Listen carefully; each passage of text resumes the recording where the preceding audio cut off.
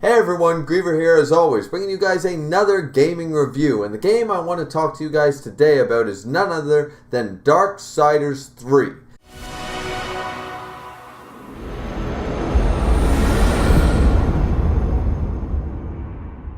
Darksiders 3 is just something that, let's be honest here, did any of us really think about a few years back, think about what happened to the company that developed Darksiders 1 and 2.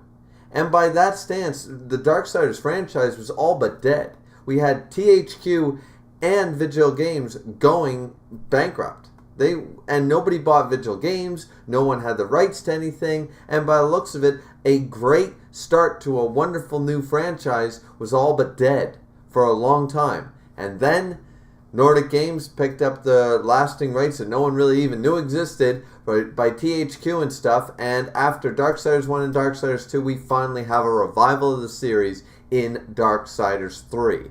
Now, there are some issues with this game, don't get me wrong, there are, but I just wanted to bring that up right off the bat because I'm going to do quite a bit of complaining in this review. However, I want it known that I am so happy as a Darksiders fan and someone who did not really mind Darksiders 2. Yes, the changes from Darksiders 1 were unnecessary, and really, do we really need that more RPG element to Darksiders? Some will say yes, some will say no. The parallel sequel attitude, which we'll get to once again in this game as well, is something that disappointed quite a few fans, but I loved Darksiders 1. For me, a 10 out of 10 game. And Darksiders 2 did well enough to warrant a sequel. And in this way, I'm just so happy that we have that beacon of hope again, in the fact that we have Darksiders 3, and by this logic, potentially a Darksiders 4 if all the news outlets about a Darksiders 4 reign to be true. So with that being said though, now that we have that out of the way, let's get to the actual game of Darksiders 3.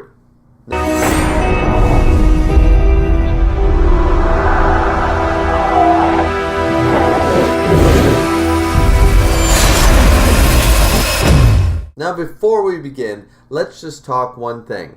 One very important thing. Spoilers ahead, because there's quite a bit to talk about here, and I will most likely be spoiling certain parts of the game, certain things that aren't known right from the get-go. So if you are a Darksiders fan and haven't even heard about Darksiders 3, and you really want to pick it up, you want to play it, you want to try to keep yourself out of the loop, please hit that backspace, don't watch the rest of this review, and once you're done playing the game or you think, okay, I'm okay with spoilers, continue watching. You have been warned, spoilers ahead.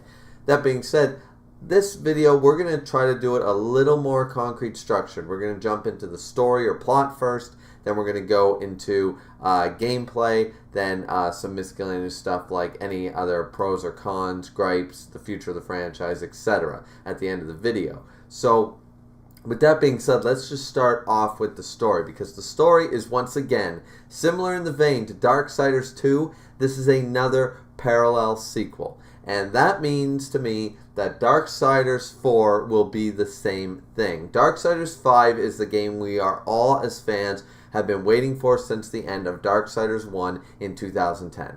Darksiders 5 is the game you are waiting for, trust me. Because we won't get it, we didn't get this game, and 3 out of 4 Horsemen?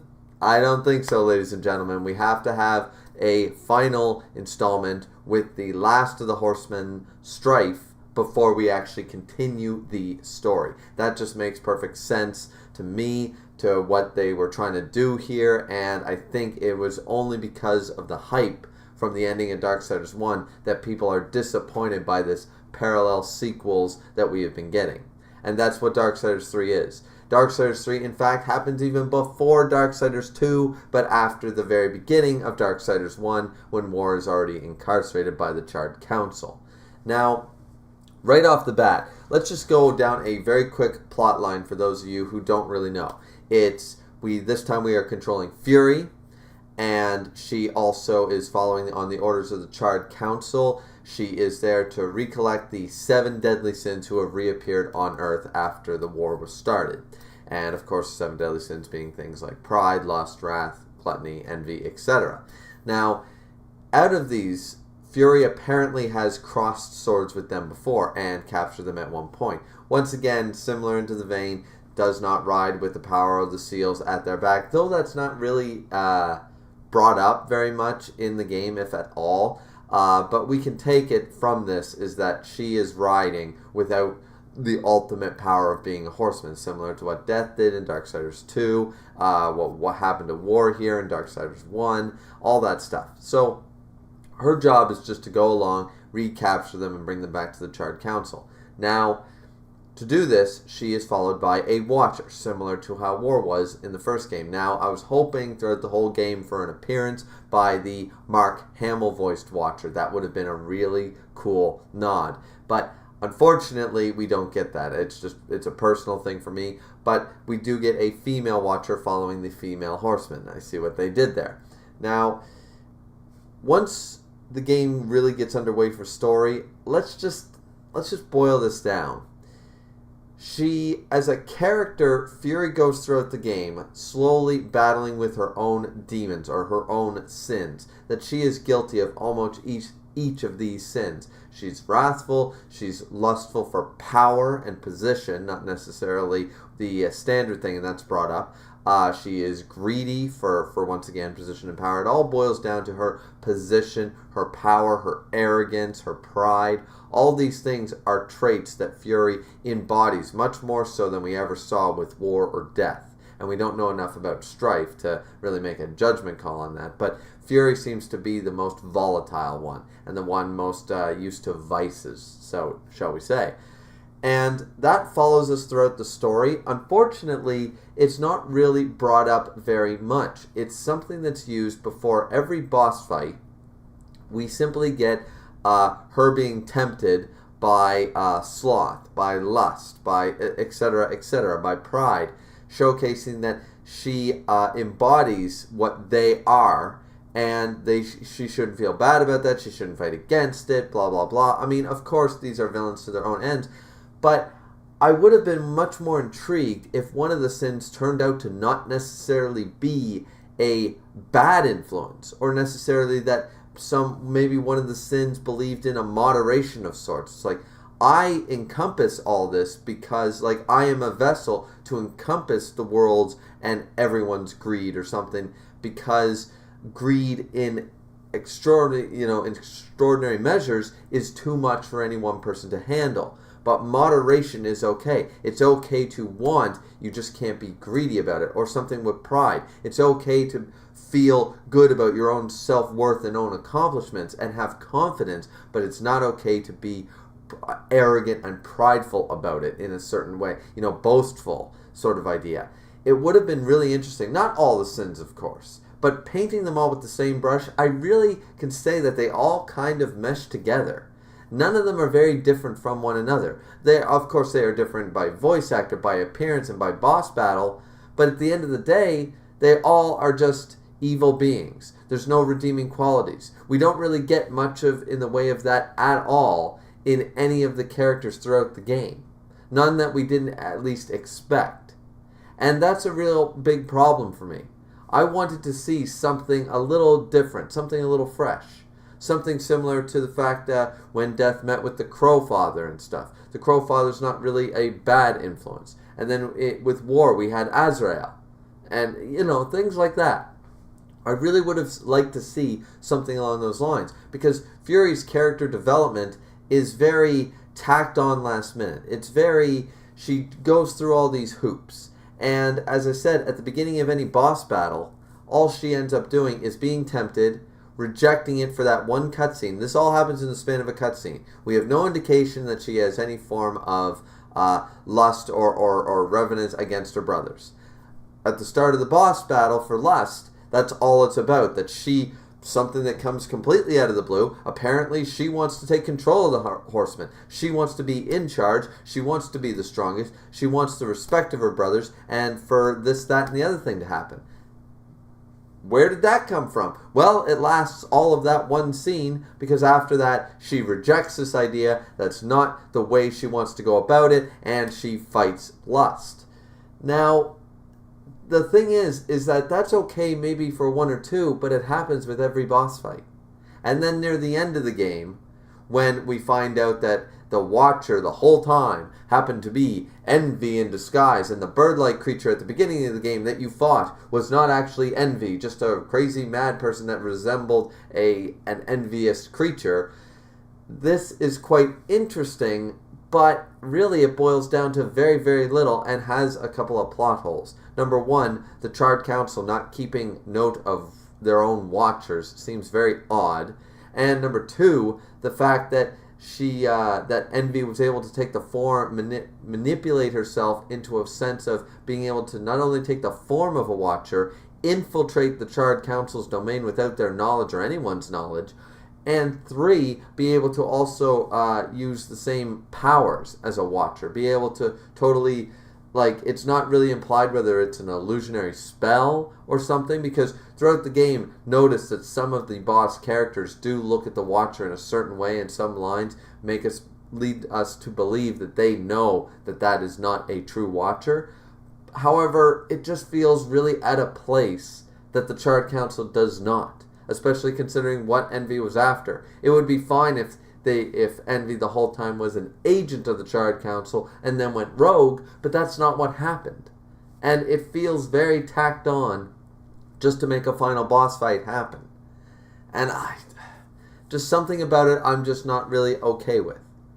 Now, the addition of the Lord of Hallows, for example, or Hollows, that was okay. Being that basically, once again, spoilers, is someone who was a member of the Charred Council eons ago and finally realized that they embody these sins, going along with the theme of the game, these sins that they're arrogant, they're prideful, they think they maintain balance, but what they really want to do is control people and realms and worlds. They want to control everyone. They don't really fight for a neutral balance anymore. Their original purpose has become corrupt.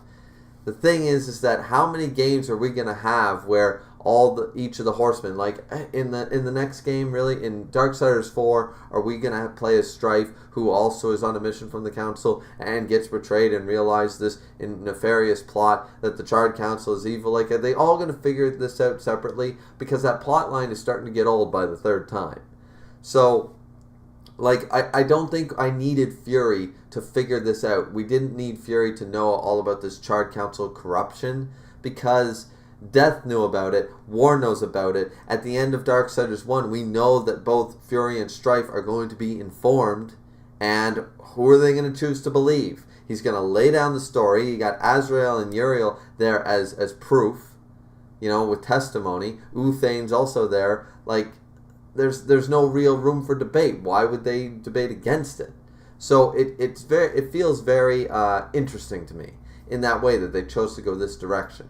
Another problem with the plot is the fact that, once again, with her character development tacked on, very, very last-minute feeling, I feel like she's such a one-dimensional, or even I'll go as far as a two-dimensional character, but so basic that I'm not as intrigued by her character traits or her motivations or who she is. I didn't feel like jumping into her Wikipedia page and looking down for the trivia facts about Fury and her goals and her design, or any fun facts about her, in the same way I did with War and Death after playing their respective games. I feel like I have very little interest in the character of Fury. She's not very likable, and her development is very lukewarm at best. Plus the fact that she does a complete 180 with very little influence to do so other than losing one fight. She loses a fight that has very little to do with humanity. She scorns and scoffs at humanity throughout the whole game, saving them only for her own personal gain throughout the game. And finally, when she comes to near the end of the game for the final boss battle, it's not even an actual human, once again spoilers, it is a human in disguise who is actually her brother Strife, who is the one trying to convince her, both Uthane and a human, but disguised as is Strife. They are the ones that are actually convincing her. Humanity has done actually nothing to warrant her respect or her empathy or anything, or teaching her the humility. They were the ones who taught her that. they're basically saying, trust our judgment because yours is flawed. And she has seen nothing of humans struggling or, saving a child or seeing a mother's love for their child willing to stand in front of a demon or something. We got no scene showing humanity's resolve or what they have that angels and demons alike both lack. Something that is worth fighting for. We saw none of that, and that felt very off-putting to me.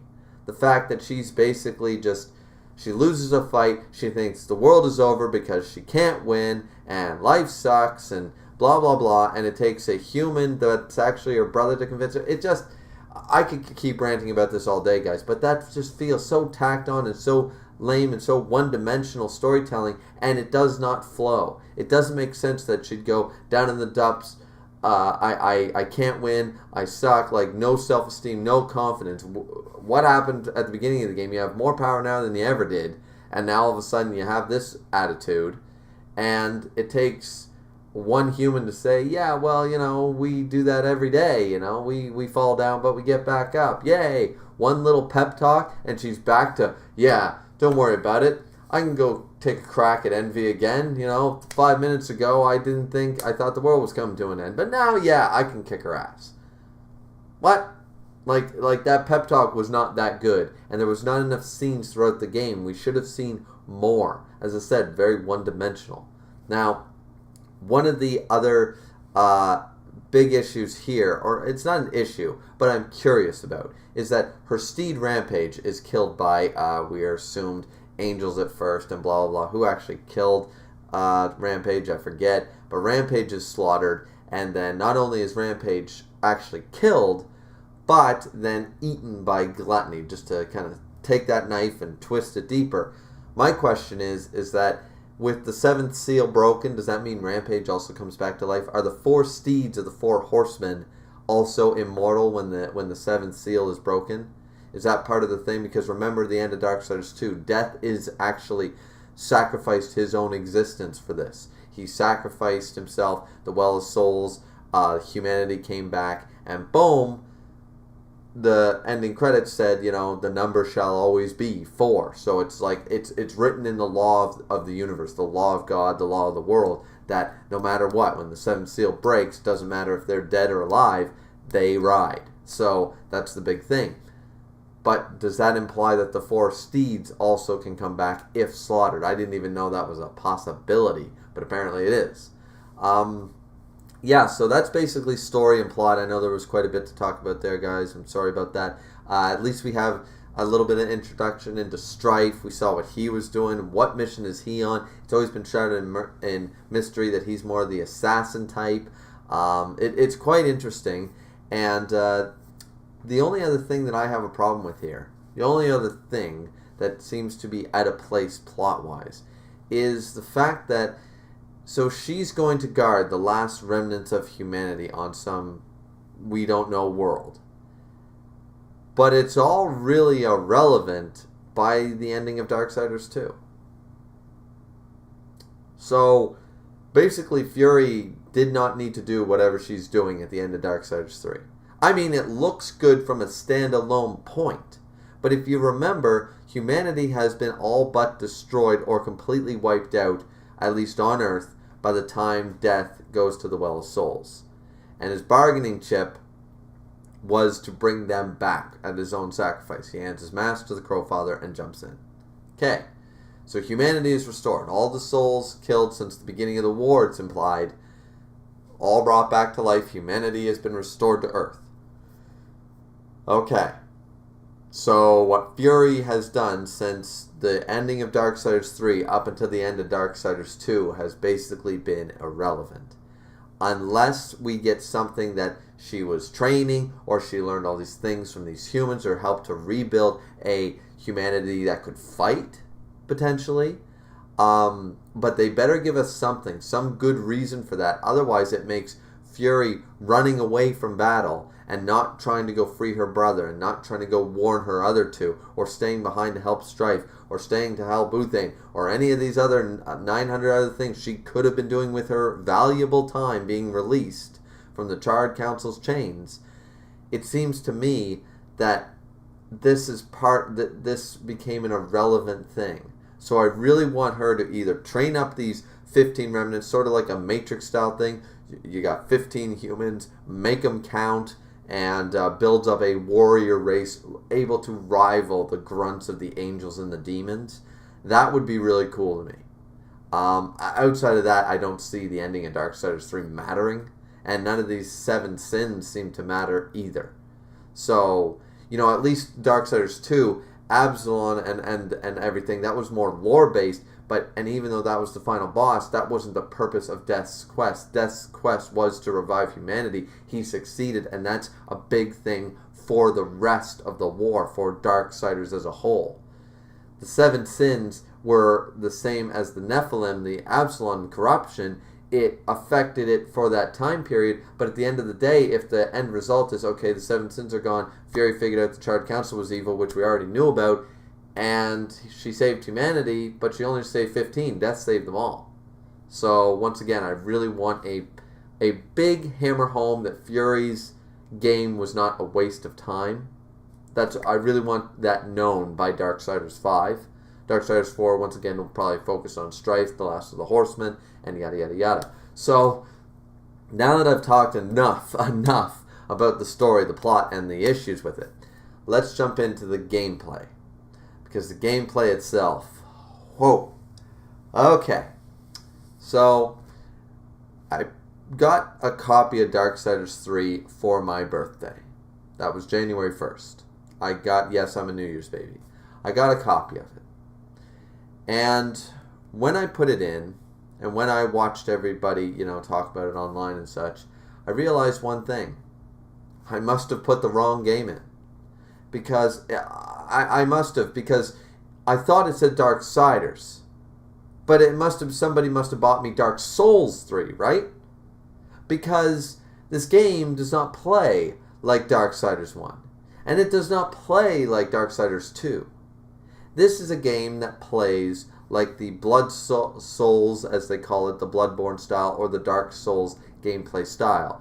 Die 100 times at the beginning and get good. Okay. Alright.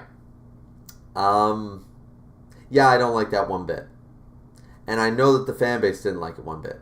And I know the developers realized their mistake in making a game based on the popular Souls gameplay style for their series. Because by the time I got around, after the festivities of New Year's and Christmas and everything had died down, and I had a chance, and I finished Final Fantasy 15, and I had a chance to play Darksiders 3 finally, a patch had already come out with this mode called Classic Mode when I hit New Game. And me wondering what was the difference between Standard and Classic, I jumped online right away to figure out what did I want. Was there a difference? Was it relevant to trophies? I needed to know. And it was clearly told to me in black and white. Classic was brought out because people complained that it was too different from Darksiders' gameplay style. It was too difficult for Darksiders fans, because once again, you can't just paint all gamers with the same brush. Just because something like Fortnite is super popular does not mean that I want the next Zelda to be a battle royale. Just because something like Overwatch or the Souls series, let's use a perfect example. The Souls series is a very popular gaming franchise that a lot of people will take to.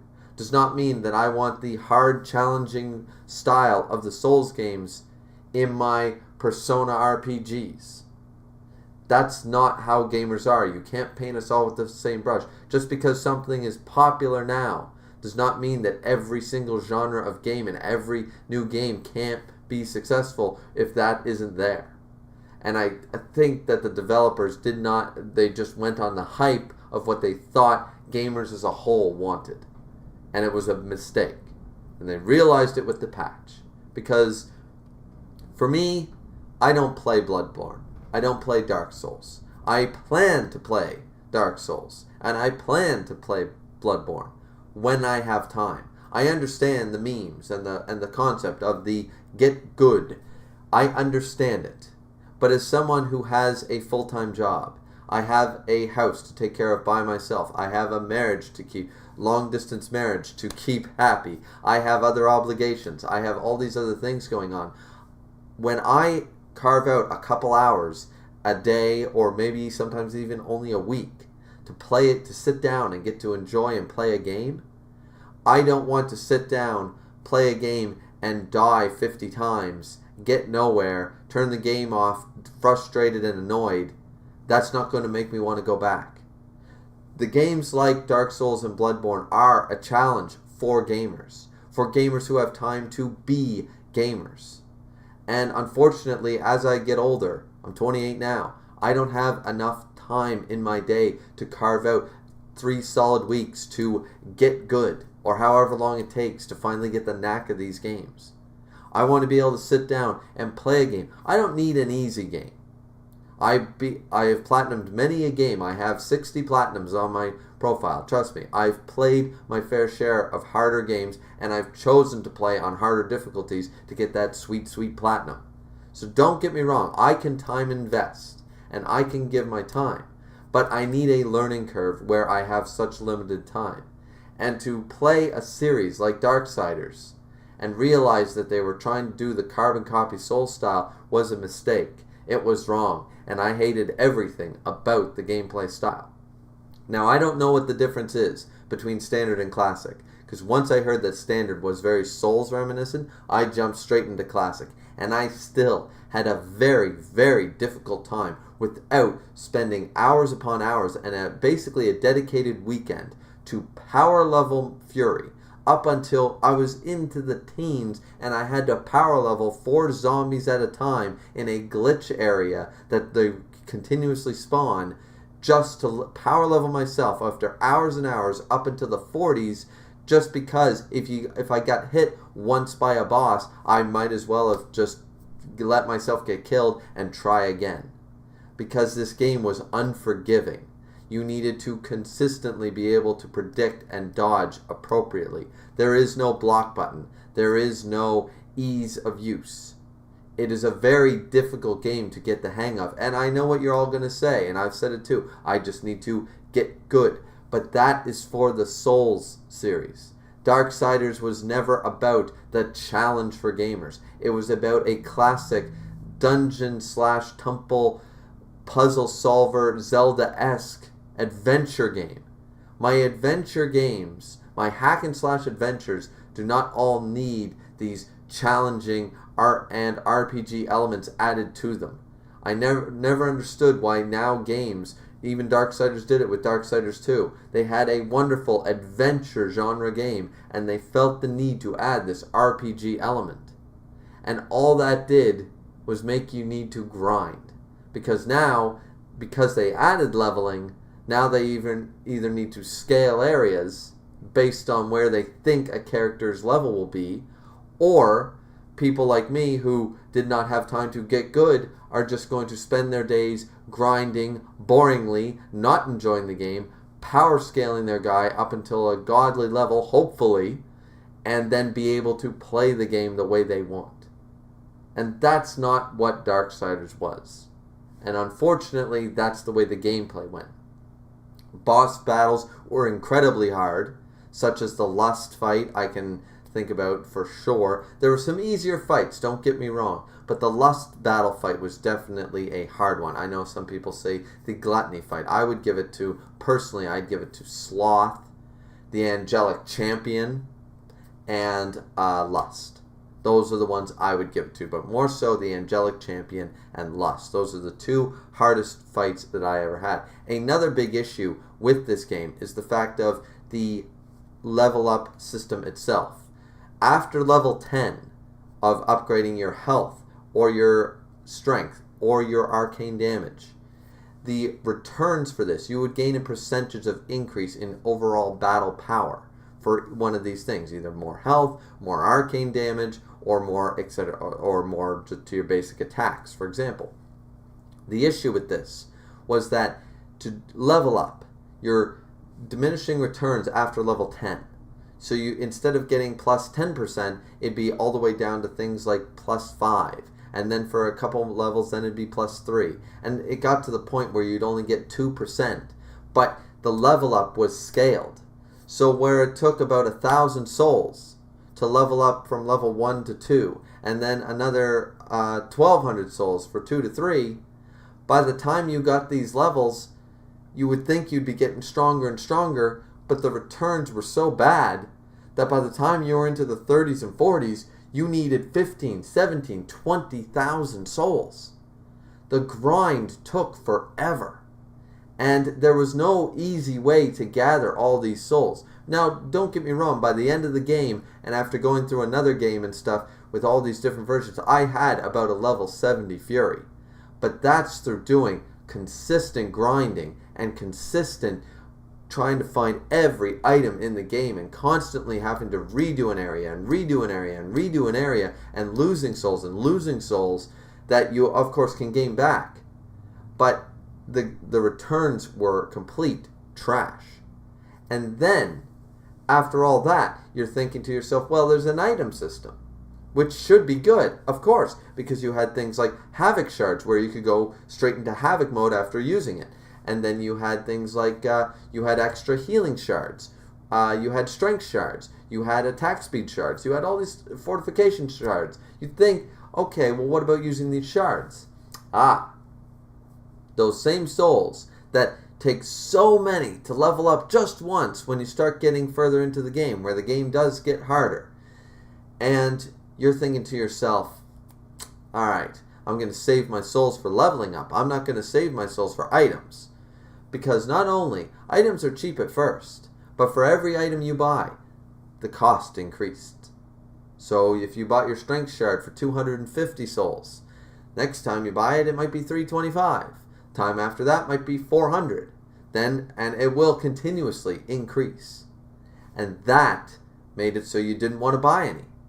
Not only that, but there was no way to save them. If you used a strength shard, you couldn't die and get it back. You can't return to a previous save or go, okay, I'm up against a hard boss fight. I'm going to use my strength shard, have full healing, have Havoc form ready, and I'm going to try this. If you messed up just once, and once again, remember that these bosses take, you get caught in one combo, half your health bar is easily gone, if not more, and you've wasted that strength shard. So now, you're thinking to yourself, well, I need to level up to be strong enough to beat this boss that's very difficult, that I can't just run through perfectly, that I need to be able to kill before they do too much damage to me. And what do you need for that? You need your souls. But now you need your souls to replenish all your strength shards and havoc shards and shards that are very useful for a boss fight. And now you're thinking to yourself, well, what about the shards you find in the world? Well, they are very limited, ladies and gentlemen. Very, very limited. And I ended up stockpiling so many that at the end of the game I barely used any. Because every time you used one and you failed a boss fight, you failed like you wasted that. And you wanted to save them for the next harder fight. The fight after this that you knew would be even more challenging. And in the end, it was such a broken system in that way. You could not save these shards and continuously retry. You couldn't load yourself up with this. It made the game more difficult than it had to be. Any one of these things would have made it a bit challenging. But the fact of the matter is that once you use a shard, it's gone. There's no returning to your old save. There's no retry. There's no, oh, well, I'll save up 500 souls and buy 2 shards. Nope, because the price is going to go up. So it's a very bad item system, to the point that you won't want to use them for fear that you're going to need them one day and not have any. Now, as far as, once again, so that's the gameplay in a nutshell. It's a soul-style gameplay, which Classic Mode did try to fix, but it didn't fix it well. You can't just, with a quick patch, fix a gameplay style from the ground up again. I don't know how much harder it is than Standard Mode, but I'm assuming it's easier, but it certainly wasn't easy for me. It was a very hard learning curve and took way too long to enjoy. And by the time you managed to get good enough at the game and got through some points and found some bosses not so difficult, you weren't even enjoying the game so much anymore. Because, once again, as I said, the reason I started with story in this review was for the simple fact that, as I've said, there are plot holes. For any fan of Darksiders who's been following the story, there are plot holes. Fury is the weakest addition to the Horsemen to date. Nothing is there to really hold you. There's not really any cameo appearances other than Uthane.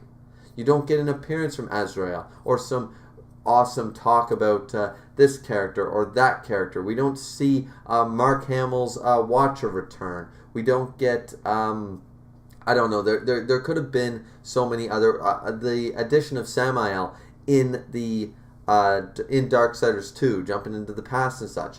That was a great addition. That was a great cameo and a hard-won boss fight. But you felt like that was deserving to be that difficult because it is Samael. That was part of it. So at the big end of the day, the problems lie in themselves. The gameplay takes too long, is too Souls-style for Darksiders fans. Now, don't get me wrong. You could be a Dark Souls fan and a Darksiders fan and found no issue. But I guarantee you that the casual Darksiders fan and a lot of casual gamers wanted to enjoy the story and the game, and it's just not fun. Once again, just because something is popular does not mean that every gamer wants to play it. I'm one of the few that still have Bloodborne sitting on the shelf, and I know it's going to take me a long time and I need a lot of investment. And like most games today, you can't just play it for a little while, go, I'll get back to it. Kind of lose your skill. You can't just jump back into a game and be good at it. So if you sit down, you need to dedicate yourself to these games. And a lot of us don't have that kind of time. So you would think the saving grace would be the story. That, well, even though the gameplay was mediocre, they tried to do a carbon copy of Souls, it's not that great, but I can muster through it because it's Darksiders. You're going to be a little disappointed even by that. The return of Vulgrim is great and stuff, but at the end of the day, it doesn't feel very Darksiders because of the gameplay. It doesn't feel like a Darksiders game. Even though it looks like a Darksiders game, it doesn't really feel that way. And Fury plays so differently from War and Death, not that I have a problem with that, but once again, all that does is take away from that feeling. And then we have all these new characters, which once again is fine, but with a weak story and weak character development that felt tacked on and plot holes galore, the story does not save you. There's not enough cutscenes, there's not enough important scenes or anything to make us go, the story is worth it. You jump into this and it's like, damn. It's like the first time you played the Black Throne level in Darksiders 1. That was hard. That puzzle, figuring out those puzzles was sometimes a bit of a bitch. But we got through it, and what did we get out of that? Azrael, and the reveal of a plot, and what happened, how the war started. Big, long scenes that were important. It was justified how hard it was. And now we just have this. So, gameplay, story, once again, not much to say about it. I've already said my whole piece, which I'm amazed if you guys are still here. And for the rest of it, we have soundtrack, which, it's alright. It's nothing to write home about. There was no, I can't really hum any tunes from it. A lot of the time it was more sound effect based and the wilderness around you rather than the actual game, having a stellar soundtrack. The voice acting was okay. I didn't mind most of the new additions, like the synth and stuff. It was great to see the return of some of the Charred Council voices. War's voice actor. We got Strife. We got Strife's voice actor, which is really cool. Sounds really cool. Uthane's back. I believe it's the same voice actor. It's hard. I mean, same accent. It's hard to tell for me. I didn't actually check and look into that, but I'm assuming and hoping it's the same voice actor of Uthane. And so that's basically sound. Pros and cons, once again. The pro is that this means Darksiders is back as a franchise. And according to reports, if the game sold over 100,000 copies, they would strongly consider making a Darksiders 4. Well, according to what we've read and what we can assume by exponential growth, they easily sold over 100,000 copies, including Steam sales and physical copies and digital copies. So that's really cool. That's really good, and I'm excited about that. That's a pro. The beacon of hope is here, ladies and gentlemen. They had a bit of a growing pain. It's been a long time. Remember, Darksiders was a dead franchise for all intensive purposes, and now has been basically risen from the dead. And guess what? You don't come out smelling like a basket of roses when you rise out of the ground, sort of idea. You're back to life, great, but you definitely need a shower. Darksiders 3 is the rising out of the ground. Darksiders 4 will hopefully be after they take a shower. That zombie form that is Darksiders, a franchise, will need a shower. They take it, and we get Darksiders 4 as a premium game. All I can ask the devs to do now is, if you want to make a more successful game, a game that Darksiders fans and new fans will love, and you're going to do it as I imagine it will be, with Strife as the lead horseman, go back to Darksiders 1. Look at the targeting system. Look at how the guns handle. Look at how the gameplay flowed. That's all you have to do. You can eliminate the RPG elements. Just game developers nowadays feel this need that if they add an element in and it's not universally hated to its core, that they're stuck with it, that they can't go backwards and go, okay, the RPG element was okay, but it didn't go over great. No one really loved it or praised it or something.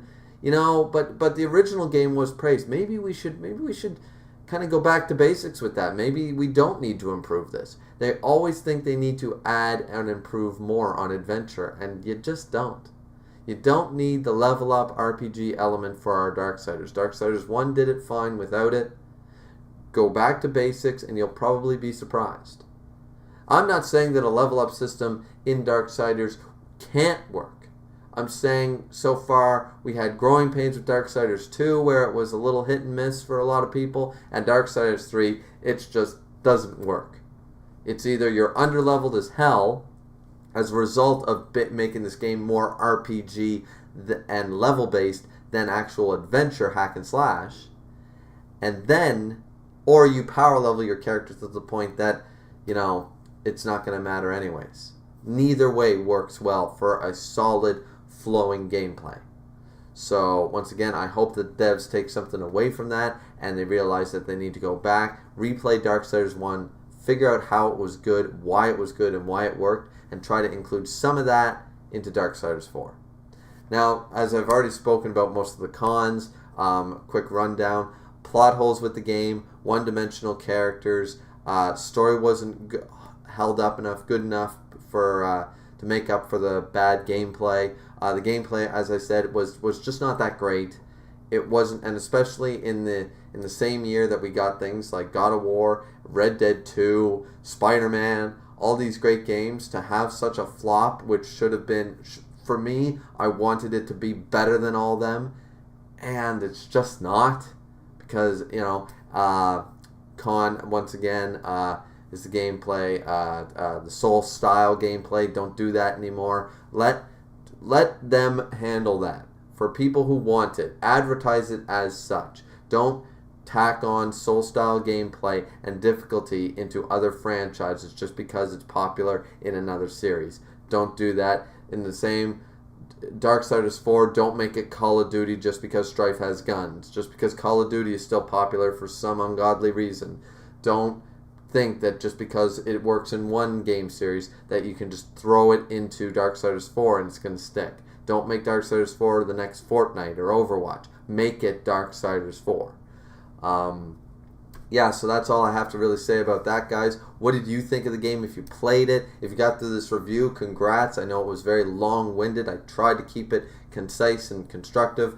But what did you guys think of the game? I platinumed the game. I played it on Apocalyptic, the first run. Very difficult game. Had a hard time getting through it. Once I got through it, it was alright. But overall, the fact that it took me that long to get there, I had more than my fair share of controller throwing moments at this game. So just keep that in mind. It's definitely the weakest in the franchise, and so far, Fury is my most disappointing out of the 4 horsemen that we've been introduced to. So, but what did you guys think? If you played it, leave your comments, likes, dislikes, all that fun jazz down in the comment section down below. You want to see more gaming reviews like this, let me know. I plan to do Insomniac Spider-Man later on this week or next following week. So look forward to that. And like, comment, subscribe as always. This has been Griever, and we'll see you back here next time.